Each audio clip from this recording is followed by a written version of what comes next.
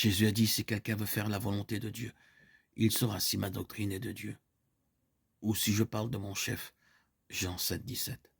Au lieu de douter de ce que vous ne comprenez pas ou de discuter, suivez la lumière qui brille déjà sur votre sentier et vous recevrez davantage. Par la grâce de Jésus-Christ, acquittez-vous de tous les devoirs qui vous ont été clairement révélés et vous serez mis à même de comprendre et d'accomplir ceux qui sont actuellement pour vous un sujet de perplexité. Il y a une catégorie de preuves accessibles aux plus ignorants comme aux plus savants. Ce sont celles de l'expérience. Dieu nous invite à éprouver pour nous-mêmes la vérité de sa parole et la certitude de ses promesses. Il nous dit, sentez, voyez combien l'Éternel est bon. Psaume 34, 9.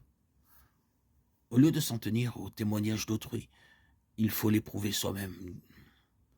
Dieu dit, demandez, vous recevrez. Jean 16, 24.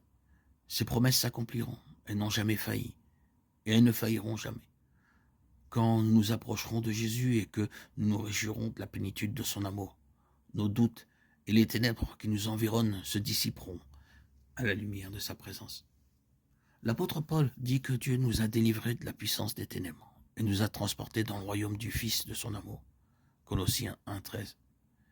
Quiconque est passé de la mort à la vie a certifié que Dieu est vrai. Jean 3, 33. Il peut dire, j'avais besoin de secours et je l'ai trouvé en Jésus. Il a été pourvu à tous mes besoins. La faim de mon âme a été apaisée. Et maintenant, la Bible est pour moi la révélation de Jésus-Christ. Me demanderez-vous pourquoi je crois en Jésus?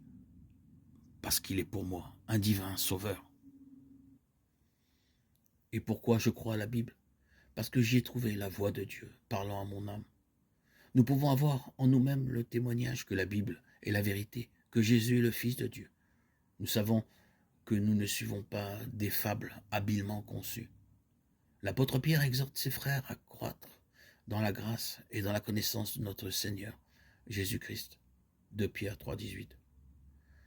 À mesure que les enfants de Dieu croissent en grâce, ils obtiennent une intelligence de plus en plus claire de sa parole. Ils discernent dans ces pages sacrées des lumières et des vérités toujours nouvelles. C'est l'expérience qu'a pu faire l'Église de Jésus-Christ de tous les temps et celle qu'elle fera jusqu'à la fin. Le sentier des justes est comme la lumière resplendissante dont l'éclat va croissant jusqu'au milieu du jour. Proverbe 4, 18.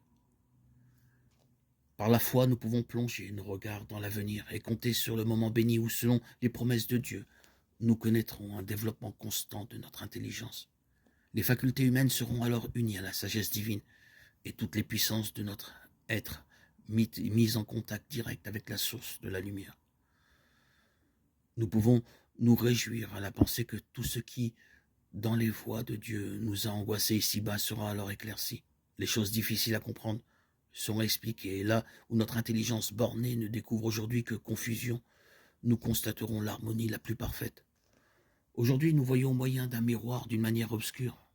Mais alors, nous verrons face à face. Aujourd'hui, je connais en partie. Mais alors, je connaîtrai comme j'ai été connu. 1 Corinthiens 13, 12.